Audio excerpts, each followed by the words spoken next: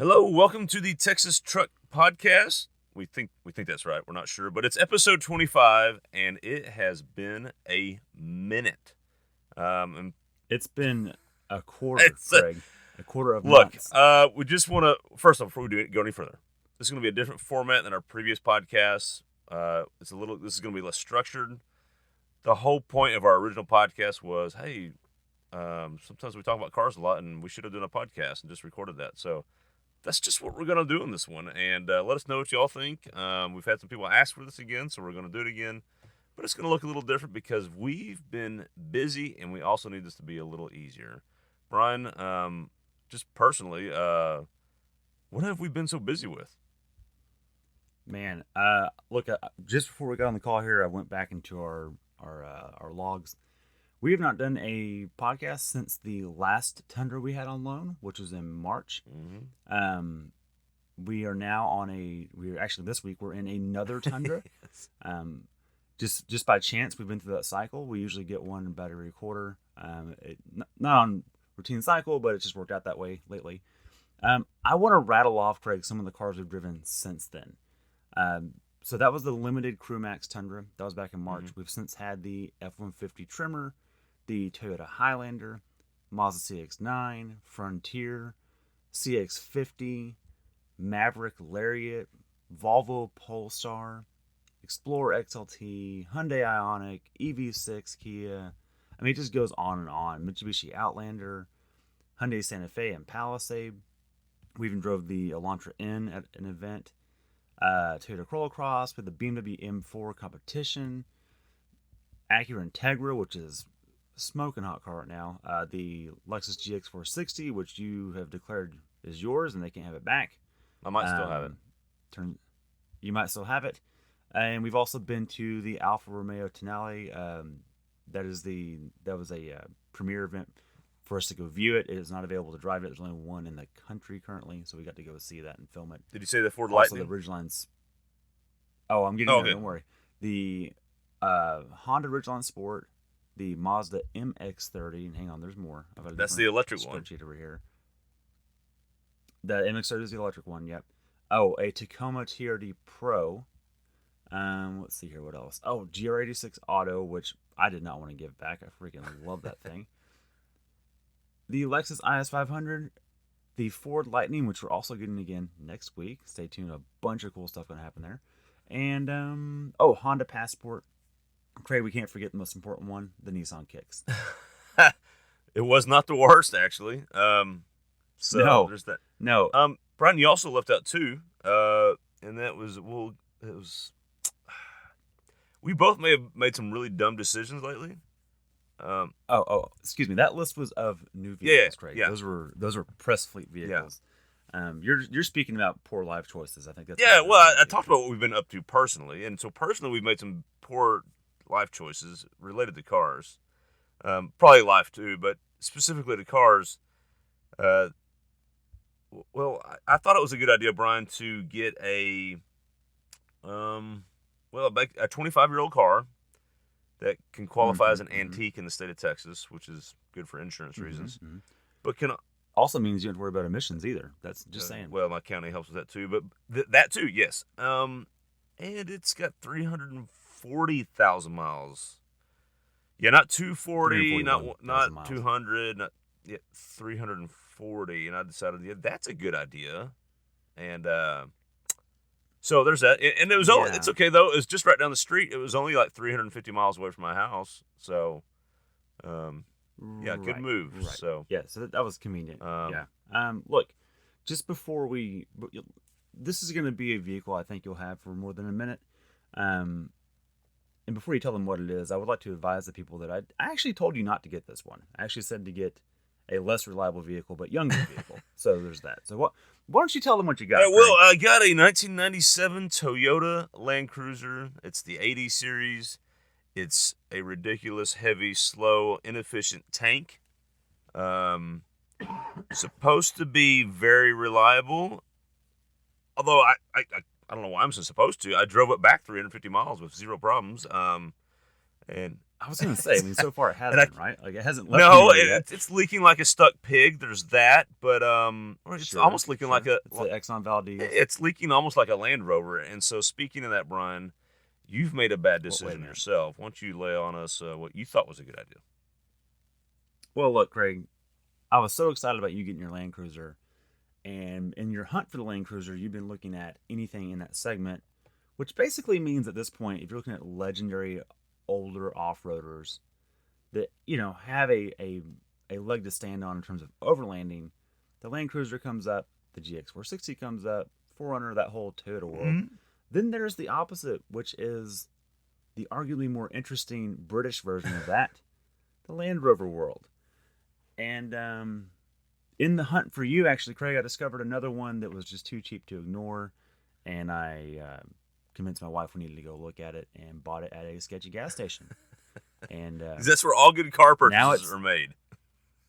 Some of my best have been made at bad Shell I remember stations. getting a No car for question you about at a that. bad Shell station. So, Was that the yellow Mustang? yes. We should have left that one there, by the way. For the record, that one should have stayed where it was.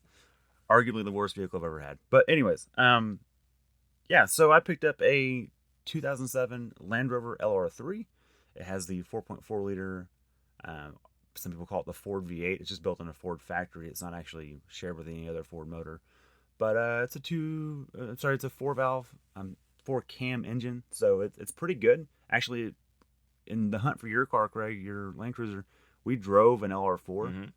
Mm-hmm. And this thing idles way smoother. And it's the older generation, and it's, hell, even you drove it and you were shocked at how well it drove. And it was a God-smacking $1,500. I mean, that was look, is buying an old Land Rover, a 15-year-old Land Rover, a good idea?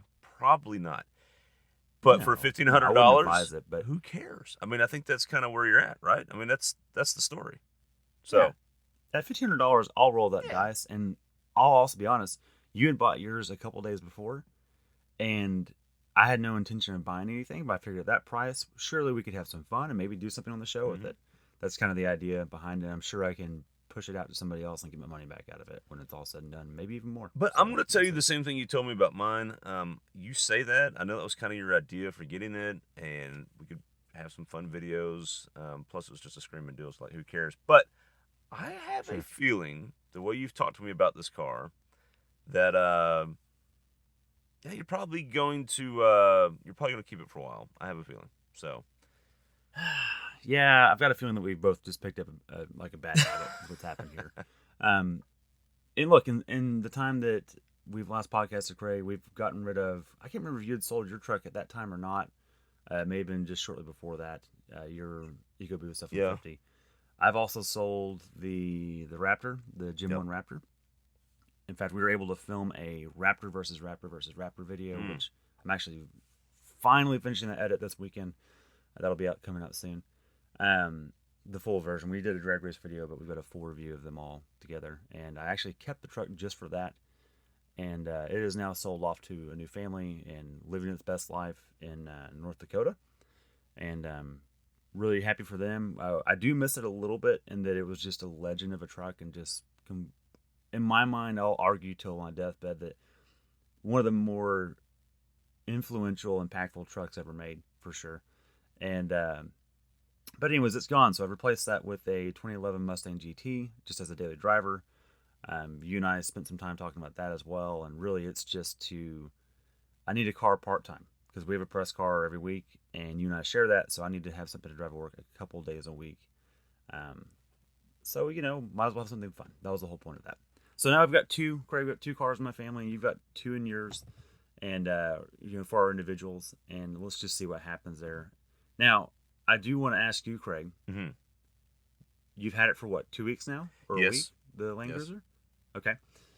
You had some buyer's remorse, I think. I did, you because fought yourself internally. Because even 340,000 mile Toyota 4-wheel drives have the Toyota tax, and I don't even want to share what I spent on it yet. Yes. I'll maybe in a future episode.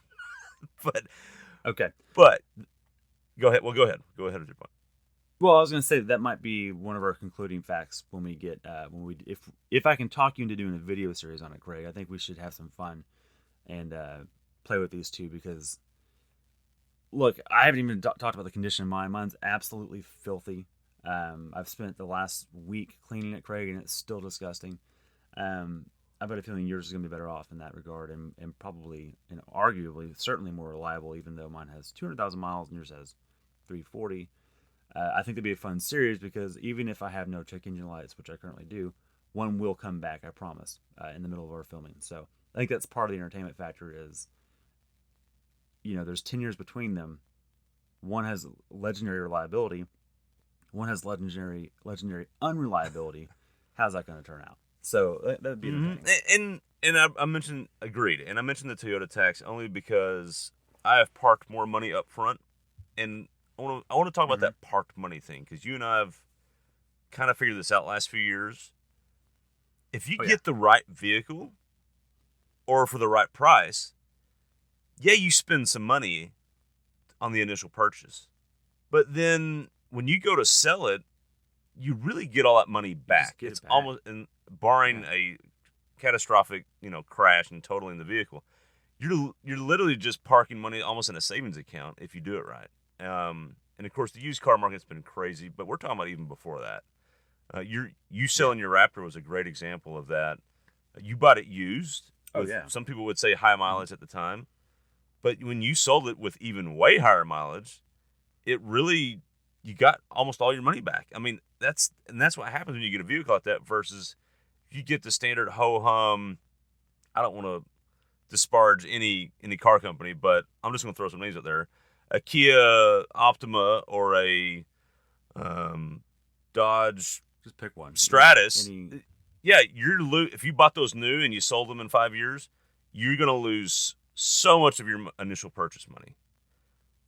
More than half every time. Absolutely. Versus if you get like a Jeep Wrangler Rubicon, the top trim, or if you got like a whatever, you get a lot of that back. Let's give some scenarios there.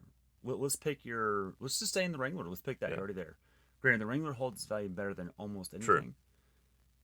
There is an argument to be had from buying a Wrangler Sport and a Wrangler Rubicon over 5 years.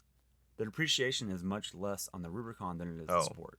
So it's all about, can you sustain the running cost in that 5-year term? Can you afford the payment? The fuel, depending on what it is. The fuel, well, and that'll be higher, right? But at the end of the day, you're going to get more of your money back, if not, in some cases, all of it back. Back to the Raptor example, Craig. I bought it almost 5 years ago with 126,000 miles, I think. And on paper, I was like, oh, God, that's a lot.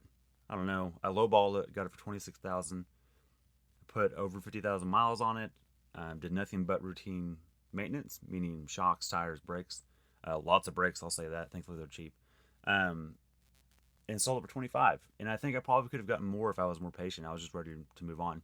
And, it's one of those things where you go, God, I spent $1,000 for a vehicle in terms of purchase cost for 5 years. That's incredible. In my mind, that's a free truck. And that's exactly the point. Yeah. What vehicle can you buy and drive for 5 years for $1,000? Well, and that's the thing. A regular 150 doesn't have the same depreciation curve. Like, you are going to lose half of it if you bought it new, right? And so that's what I'm getting at, is that there are windows. We figured out if you get the enthusiast version of something, or in your example, a Land Cruiser, look, it's already depreciated. In fact, I was telling you this when you bought it. That thing's not going down. It's going up. You've already bought it fully depreciated. And as you do some improvements or some updates to it, if anything, it's going to go up, not down. So I think you've still bought smart, even though you had a little bit of buyer's remorse in the front end, because I think it seems daunting, right? Because cars at that age, they have leaks. Yeah. They have gaskets and things like that just happen. My car's so dirty, I can't tell if it's leaking or not, Craig. I'm sure it is. I just can't see past the grime. So we're in the same boat there. But anyways, and to that point, I think, so I have a much higher initial purchase price for an older, higher mileage vehicle. But you and I have talked about, I think it's as simple as stopping some of these leaks, even just some of them, even if you don't get all of them, and a little bit of some project stuff, some cosmetic stuff. And not only am I getting my money back, I'm getting some more of my money back. I mean, I'm probably making some money. So that's assuming I don't keep it forever, because you joked with me that when I retire, I'll probably still have this stupid thing. So you're probably right. So And the Mazda. And the Mazda 2. The Mazda 2 is going to the grave. Well, and I'm glad you brought the Mazda 2 up because that's another poor car decision I have made of late, and that is some would say, and that some would say that is I've got it. Yes, most of y'all know I have the loved 2011 Mazda 2. Had it since 2011. I bought it new. I've put every mile on that car. I'm the only one that's farted in that seat that's owned it. Well, I have. Oh. I have a few times. Oh well, okay. I'm sure my son has too, and anyone else is different. But you bought it new. That's what you're point saying. is, it's been mine. It's got 238,000 miles on it now, and I've done maintenance, and usually later than I should, and it's just kept running. And the AC went out on it, and there was this big debate about whether I should do it myself. And two things happened. The other debate is here's the two debates. Do I just fix it myself and save a ton of money with the chance if I don't actually fix it and I get frustrated and I spend several days that I don't have because we don't have time. We haven't even done a podcast, right? So I'd be messing with that right now. That's one thing that's really happened since it's recorded. We've lost all of our time. We've had, just in our personal lives, we've had graduations, we've had family visits, we've had work trips, we've had just everything. So just sidebar. Sorry. And then do I even... So the fix-it was going to be $1,400 at a shop, but it was going to be right. It was going to be done. Do I spend $1,400 on a 2011 Mazda 2, 238,000 miles? That's worth maybe $200 or $2,500 with the AC fixed. Without the AC fixed, I couldn't even get $1,000 for it. So literally spending more on the repair than the thing's worth at that moment on a high mileage car. Right. And you're right. I couldn't do it. I had to fix it. So. For two reasons. One, I love that stupid car, and I just can't. There's no way I could ever get rid of it. Two, where can I find a car for that price with the AC that works and everything else that works? And that's just it right there. It's for $1,400. You've got a known commodity, something that you know its history of. You know what it's good at and not good at. And arguably, Craig, and I'm not ripping on you in particular, but that vehicle in this part of the state. You're the owner. There's no one else that wants it. There's not a line of people that appreciate what it is. I appreciate it. You appreciate it. Your son Carl appreciates it because we know that it's light and look, it's the 4-seat Miata down a little bit on power. That's really what it is. But it's super comfortable. I'm a big guy. I am super comfy in that thing, and I get it. It's a fun car. It is. I like it. There's not a buying pool here. We're in truck country. No one gets it. And so I'm getting at is you stand nothing to gain by selling it. Right. Period. So I'm really glad that you fixed it, honestly. I really am. I know the debate was whether you... So what was the cost going to be if you fixed it yourself? It was in parts, it was going to be about $400. In time... In about 4 weekends? Who knows? Because you have to rip the entire dash out to change this expansion valve. And right. You would have broken things. Who knows? And been on YouTube and... Right. I don't know. So... Yeah, who knows? But the other reason I got it fixed is because I know, short of that, the thing's unbelievably reliable because there's nothing else to break on it other than the motor and the clutch maybe at some point. But even those are cheap. But wait, pause, by the way. Original clutch at 238,000 miles, showing no signs of going out or weakness. And that's the benefit of 100 horsepower. You can't break anything. There's not enough power to break anything. Right. And the car's light enough that there's not a bunch of drag on the powertrain. So it's one of the benefits, right? You know. But I got it fixed because I knew I was going to be doing the other stupid decision that we already talked about very soon. And at that point, I was really close to getting a 1997 Land Rover, which would have been maybe even dumber. And so I knew I had to have a backup, reliable daily car. Yes, you and I, like you say, have press cars, and we don't have to drive our cars all the time, but we don't have them all the time. And so I needed something every day and turn the key, it starts, AC works. No worries. Right. So the other poor decision I made, I can not worry about and just take my time. So, that there's two things I want to point out. One, your collective vehicles, just for you, not your wife or kids, your two vehicles have over 500,000 miles, of actually 550 plus, which is I never thought that would come from you. This is the same guy that told me to buy a Versa new when they were cheaper than a Mustang. Still not the worst plan. Basically what I did with the Mazda. I know it's worked out for you. It really has. But not really a burnout machine, which is all I cared about at the time. So keep that in mind. That was the criteria at the time. Dairy Queen parking lots were valid. So all that put together, you brought up a good point. We've learned now that we have routine press vehicles that we can, whether we like it or not, they're here. We got to film them. We got to drive them too, and learn them. We kind of have to drive them.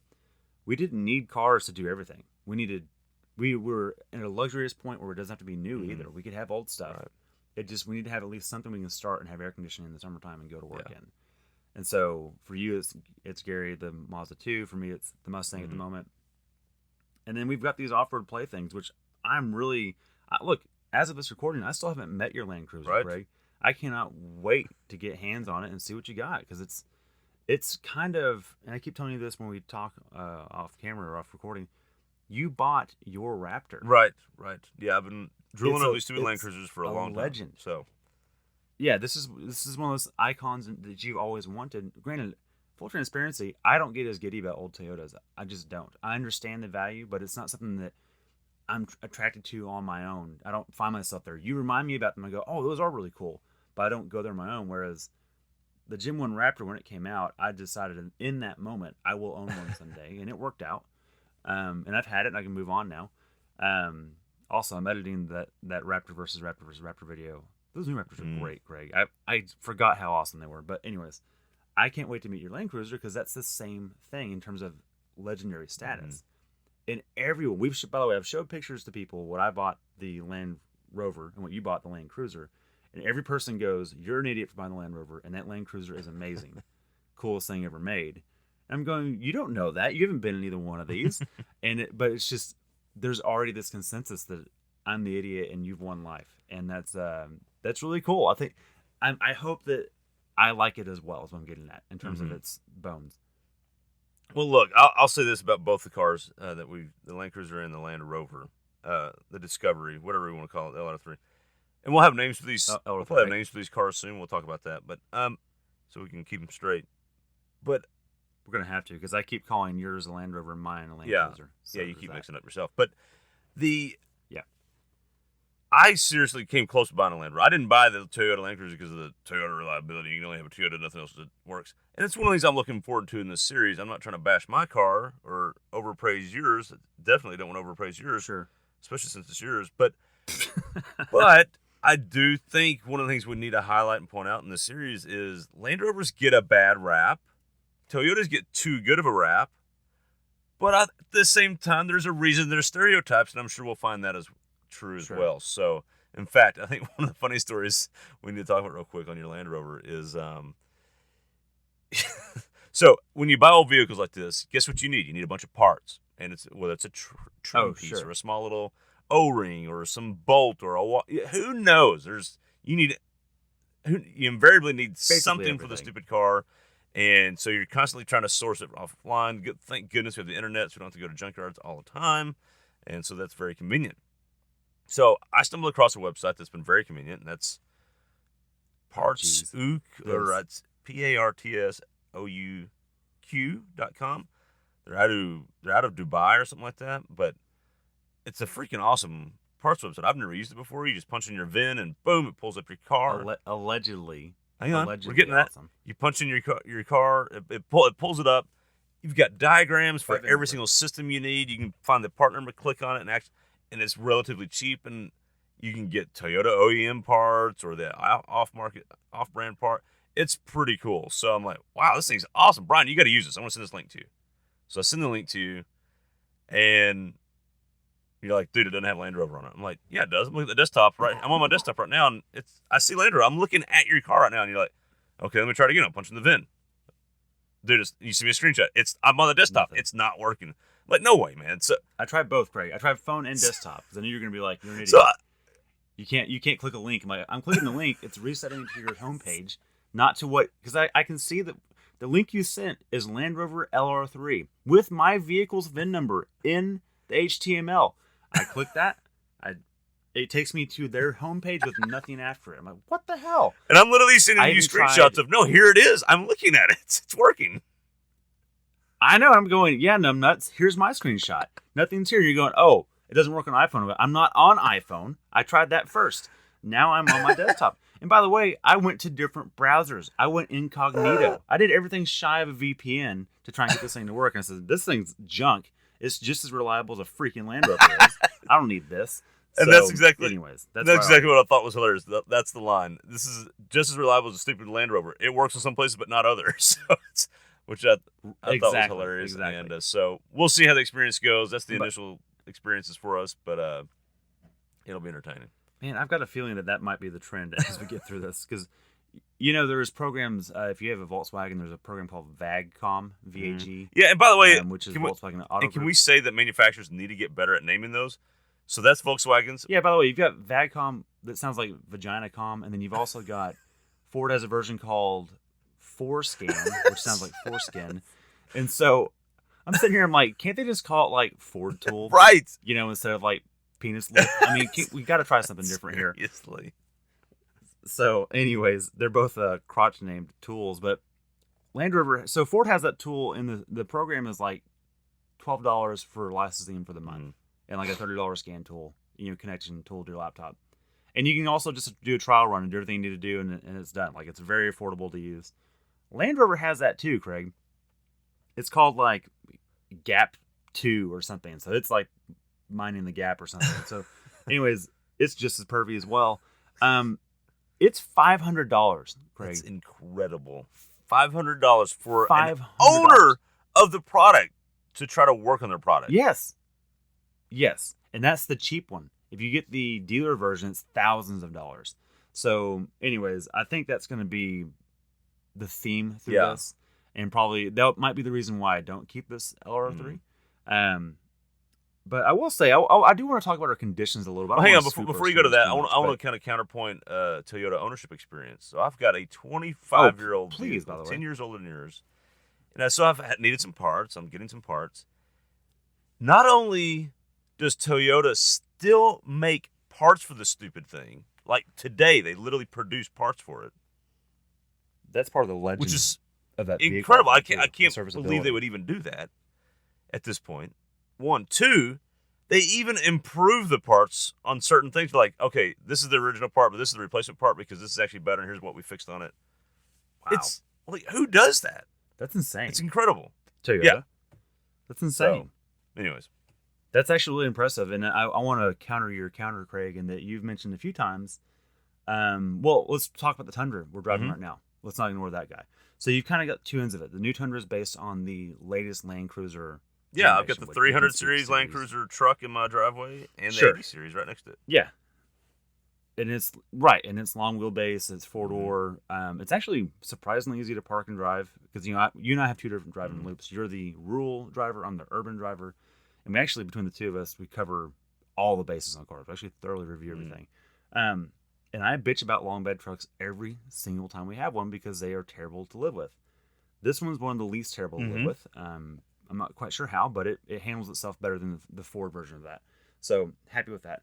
I do want to bring up a point, though. You brought up several things where you go, look, Toyotas get so much love by owners, by mechanics.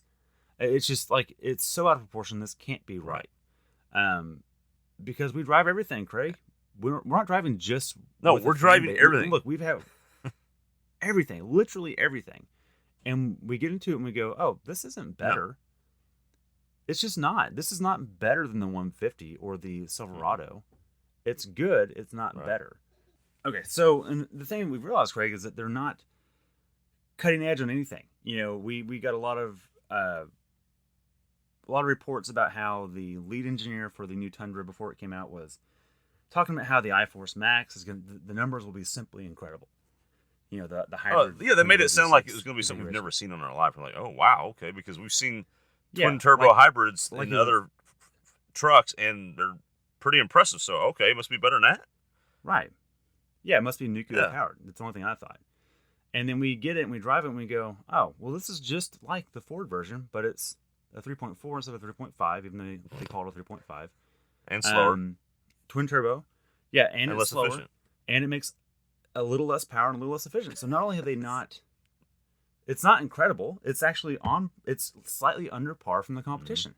And so we're sitting here and we're going, and that's fine. It's a great truck. We're not saying it's a bad truck. We're just saying the hype factors that we're getting at. In fact, I'm going to tell you right now, the Tundra is one of my favorite trucks in the market right now. And I'm not Mr. Toyota by any means. Right. But the hype is what we're getting at. And you've even said, you go on the forums, you're looking for parts, and people swear by it. Oh, you've got to use the OE part, Oh or my you were the devil's that's one of child. these. How Yeah, dare that's one of you? the things we'll get into with these. Oh my goodness, it's insane. Right.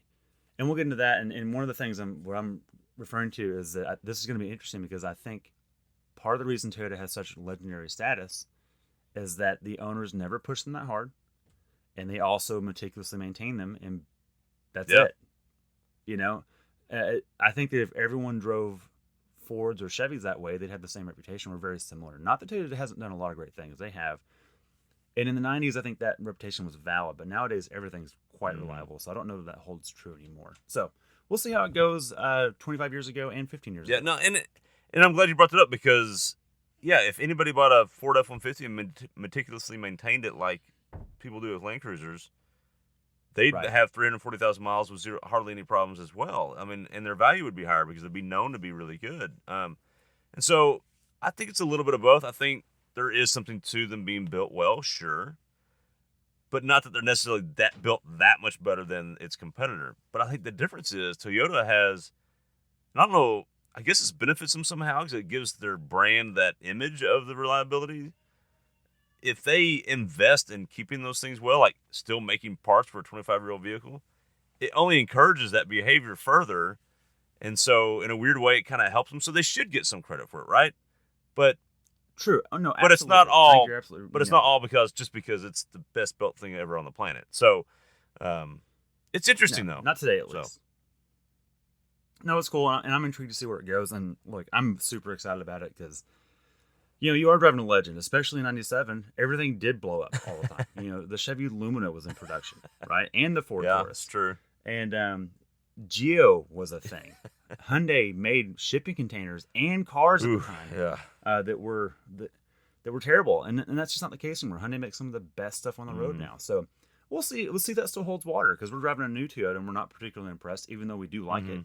And now you've got this old Toyota, and we've got a 10 years less old Land Rover. But let's see what happens. I'm really curious because arguably, if I were to make mine fully functional, meaning that there's no warning lights, it would probably cost a lot more than or as much as you've spent. Maybe not a lot more, but or really close to what you've spent. Let's see what happens. That's kind of where I'm at. So, yeah, it's going to be interesting.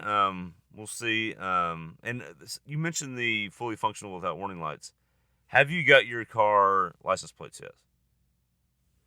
I have not. I can give a little background on that, though. Do you want to know what's happened there? Yes, Craig? and before you do, just because we're in the state of Texas, and those that are not in the state of Texas, everybody has different rules when it comes to registering and titling and inspecting cars. So in Texas, Right. your car needs to be inspected first before you can register it or get its plates. Okay, and when you buy a car nowadays, you have to do all that. So you have to get it insured, then get it inspected, and then you can get plates. The inspection part is different depending on which county you live or the age of the car.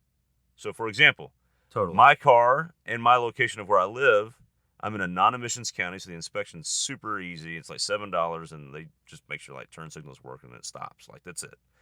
And then Right. Lights. I also have a really old car that I think would be emissions exempt even in your county. So, but you're not in that boat. What's the process in your neck of the woods? Yeah, so let me back it up a little bit because I've also bought this Mustang recently, Craig. That's a similar situation. I rolled up to my neighborhood inspection site. It's 3 minutes from my door, and I pull in the parking lot. The guy walks out and says that window tint will not pass. And I said, okay. This car is from Oklahoma, where there is no window tint law in that state at all. Well, so you can have it just completely. They don't do inspections in Oklahoma, so. Oh, well, there's that too. And so I said, okay, I'll peel it off. He goes, well, you can go, do that cleanly so there's not residue. I said, what time do you close? He said, 5 o'clock. I said, great, I'll do it right now. He goes, well, we'll be here tomorrow. I said, I have a job. So I ripped it off in the parking lot, and now there's glue residue everywhere, but it passed with flying colors. And I'll tell you right now, Craig, they plug it into the OBD2. It has no codes. The car's great. It's mechanically, it's solid. It really There's is. no reason why. Right. Actually, a really good example of a It GT. That's a separate story. We'll get to that later. He didn't drive it, Craig. It's a manual transmission. He just wasn't happening. He didn't drive. As far as he knows, it may not have brakes. and it passed with flying Yeah. colors. It was simply window tint, and did it plug it in, and it had no engine light. Great. Go on your day. Have a good day. Come back 3 days later with the Land Cruiser, or the Land Rover. There, did it again. The LR3. He walks in. He looks at it. He goes, "Oh, that's pretty cool. All right, all right, all right." He said, "Leave it running." I said, "Great, because the battery's about to die, so let's leave this running. That'd be awesome." And he looks and he goes, "Oh, check engine light." I was like, Yeah, "Okay." what's your point? He goes, "I can't pass this. What's your point?" He said, "Well," I said, "Well, isn't that regarding emissions? Like, I've checked the lights. None of them are regarding emissions." He goes, "No, it doesn't matter. There's a new rule in the state, in this county. If there's any check engine light whatsoever, it will That not is pass." ridiculous. So it could be something stupid, like a who knows? Do you want to know what it was, Craig? What? It was a misfire on startup. Yeah. That's it. Now, granted, there's about 6 misfire codes in typical Land Rover fashion. They record all of them. Turns out there's a bunch of misfires. That don't worry about that. That doesn't matter. Moral of the story is, it didn't pass because of that. So quite frustrating. In fact, you offered for me to register it in your county and put it in your name, which may end up being the solution here. We'll see how that goes.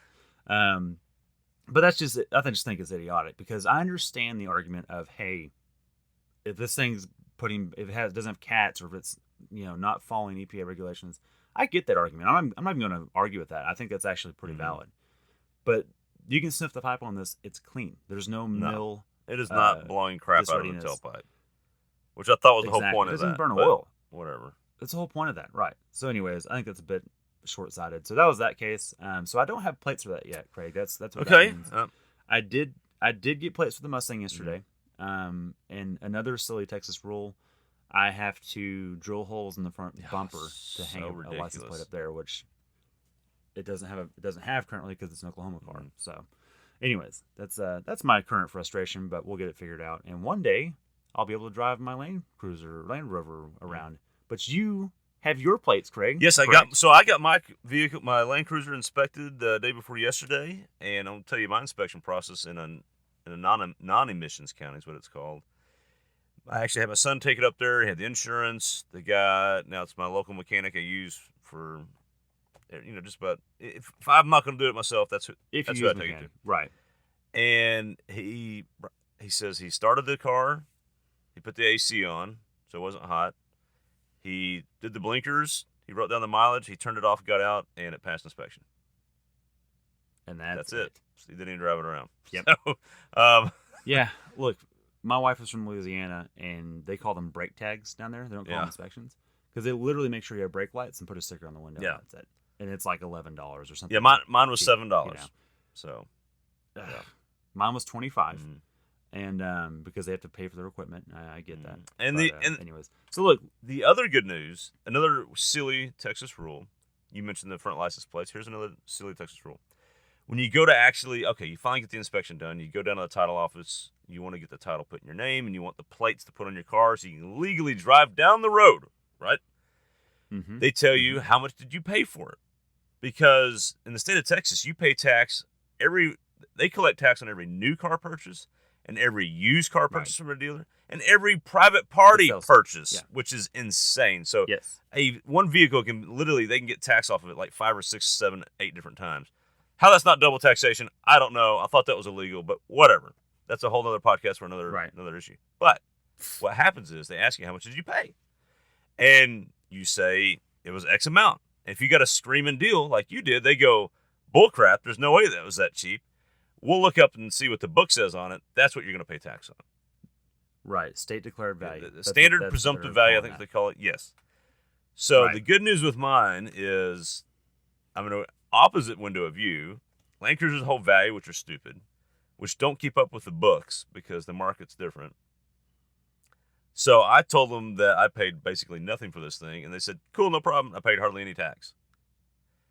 Right. Yours, because also the COVID market hasn't changed on that book either. Yours, you got mine's 10 years younger, and because you got such a screaming deal. Oh, by the way, because mine's so old, they don't even care about the mileage on it.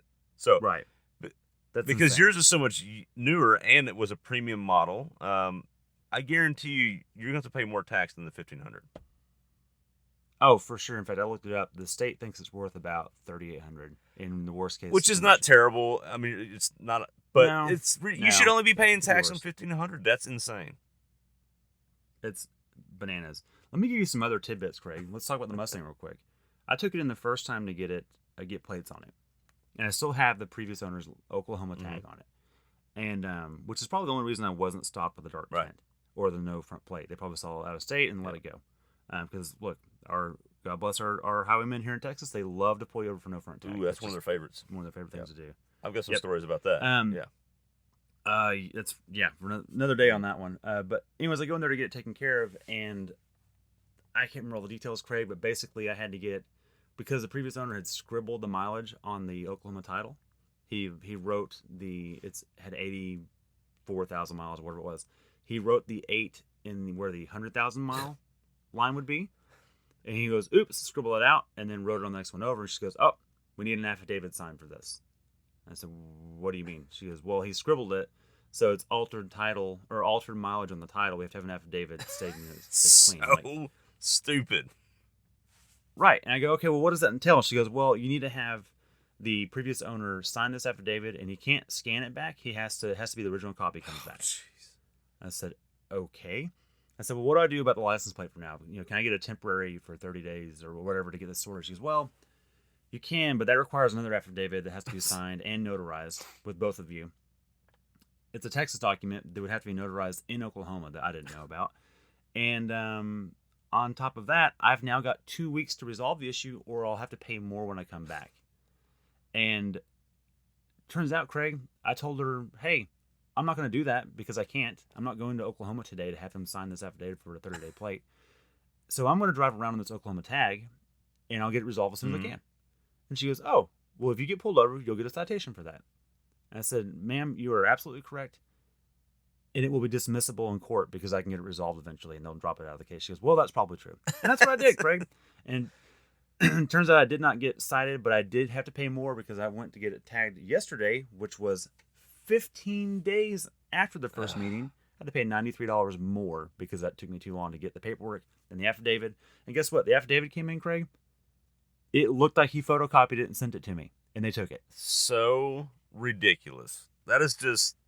So nonsense. Yeah. Complete hogwash. Yeah. But anyways, I digress. Enough nonsense about our antics. I am looking forward to what we do with these off-roaders and how they apply to our show. And we've also, I know you and I have talked offline a bunch about, man, are we becoming hoopty addicts? Do we need to start a different channel just for hoopty cars? So let us know. Send us a message or drop a comment in one of our videos. Let us know what you think we should do, and how much you want to see. I think we can get a several episode series. Look. Here's what I'll say. In our hunt for these terrible decisions we made, we've also stumbled across a bunch of other potential terrible decisions that I want to make. Absolutely, me too. Completely. In fact, I've considered selling the Mustang because I paid cash for it to buy about 4 other hoopty problems, and which are all bad choices. But I figure if I had 5 bad choices, one of them will get me to work. Right. Hopefully. Right. Exactly. So very intense. Do we want to talk about any new car stuff? I mean, do you want to talk about the Tundra a little bit? We've kind of touched on it. That is what we're in right now. We also recently had the Mazda CX-50. Oh man, that thing was cool. Yeah. Why don't we briefly touch on the CX-50, then we'll do the Tundra, and then we'll just wrap this thing up. That sounds good. Why don't you hit the CX-50? Okay, so we had the 2022 Mazda CX-50, which is their Outback fighter. That's what Mazda actually told us. I say it's more a RAV4 fighter. You and I have argued about that, but you can watch the videos and see that. I'm correct. It's the Outback fighter. Anyways. Outback beater, actually, as an actual transmission. Here's what it is. It is probably Mazda's best car they make as far as looks-wise go and mass appeal goes.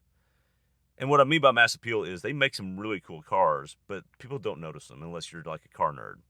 So the Miata is awesome, but like nobody's like, it's not practical, and they kind of just ignore it. It's too small. It's a hairdresser's car. The masses are not. No, the Mazda 6 is an amazing sedan. That's what more people should be buying, but people don't buy sedans anymore. Right. They don't make that car anymore. So this is something that, look, I drove this. Everybody that saw it's like, that's really nice. I like that. And I've never driven another Mazda where people have done that, even though they should have. Okay. Oh yeah. So it catches the mass market's eye, and this is their all new one that's built in the Toyota shared plant. It's not a Toyota built car; it's a Mazda built car, completely different assembly lines, but it's in the same site. So Two. They're just sharing a building. That's all they're doing. Well, I don't even say they're sharing a building. They're sharing a site. Okay. But yes, but it's in Alabama. It's a new plant, all new from the ground up. This car is all new from the ground up. And one of the things we discovered is you could tell. So one of our jokes and kind of bits of advice in the car world is they say you should never buy the first generation or first year model of a new generation of any vehicle. So, for example, the Tundra. We'll get to that in a minute. But because car manufacturers aren't perfect. They're just like any other manufacturer. They have to work kinks out, even though they've done a bunch of testing prior to make sure there wasn't any kinks in the final product. There's still kinks. It just happens, especially you're at an all-new plant at the exact same time. Those people working there have never built a car. And so... Right. Well, building cars is very hard. Yeah. As Tesla's discovered. It's not that easy. Right. And so despite all of Mazda's past history, Toyota's past history, there are things that come through that they just miss, that the workers aren't used to. The assembly line didn't work out yet. And it's the first time they ever make that particular generation of a car, too. Things happen. So we haven't had nothing catastrophic happen, but normally we drive Mazdas, and they are one of the best fit and finish vehicles we drive. Not really the case. I mean, usually the panel gaps, the quality of materials is unbelievable. Nothing is missed. The paint is amazing, all that sort of stuff. This one, we had an issue in the front A-pillar where it meets the dash. We had some felt that was probably supposed to be glued lower underneath the dash so you wouldn't see it, but it was sticking up in between the dash and the A-pillar where it meets. That was unbelievably annoying and a huge miss, especially for a press car. It just worked itself out, but it was brutal. We've driven this exact car before, and in 2 months it worked itself out. So who knows? They've probably already figured out that they need a different adhesive supplier for that particular felt in that location, or they've changed the way the felt's cut in that spot. So I guarantee they've already sorted that out, but that's part of what we're talking about. And to pause real quick, part of that QC as well is it left the factory without these problems. Yeah, right. But after a year of use or less than a year of use, that's when they discover some of these issues that the following year won't have that. And that's a blanket statement. It's all manufacturers. They sort things out. They just do. Right. So, and then the interior, the materials they're going for a different hipstery, outdoorsy, outbacky, RAV4E theme and market and ruggedness. And so the panels, the materials on the dash panel and stuff just looked cheaper. I don't know if that's something that's going to get sorted. That's just what the CX-50 is going to be because it's supposed to be outdoorsy. I don't know. But so there's that. That aside, though, Brian, I think you're not going to agree. That's the best application of that engine and transmission in any of the Mazda units. Because all the other Mazda units, we want to hustle more. And with that 2.5 turbo, we get a little let down because it's not revvy. But in that particular application, CX-50, it's outdoorsy. They take advantage of the torque in those situations if need be. It just works. Yeah, they did a really good job with the all-wheel drive system. It's not overcomplicated. Mazda's really good at simplifying the driving experience and making it just fun, and they pulled it off there as well. And so I thought that was pretty cool.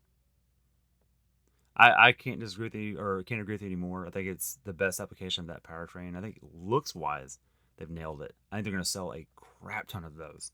I like it a lot. I think it's very comfortable. Granted, it is the worst feeling one in terms of fit and finish that we've had. But I know in a year's time that won't be a problem anymore. It just because they're really known for not having that issue. I do want to park on the Tundra real quick. I'll be brief about this. As far as the Tundra goes, Craig, and I'm not going to talk about the review of it because watch our video on that. But I want to talk about just the QC stuff, and you've learned of this too. So, the mirrors. This one has tow mirrors. And I noticed when I was driving, I'm like, man, I hear this creaking sound. What is that? And then I put my hand between the door and the cab where the weather stripping is, and the door is just shaking profusely. I'm like, what the hell was that? And then I realized when I folded the mirrors in, they're power fold them in, it stopped. That's weird. So I fold it back out, and then when I extend them, that's also powered, it got way worse. And I realized that this is something QC-wise that didn't also left the factory without anyone noticing. Because the previous Tundra that we drove was and granted, these are both first-year Tundras, was a standard mirror, never had that problem.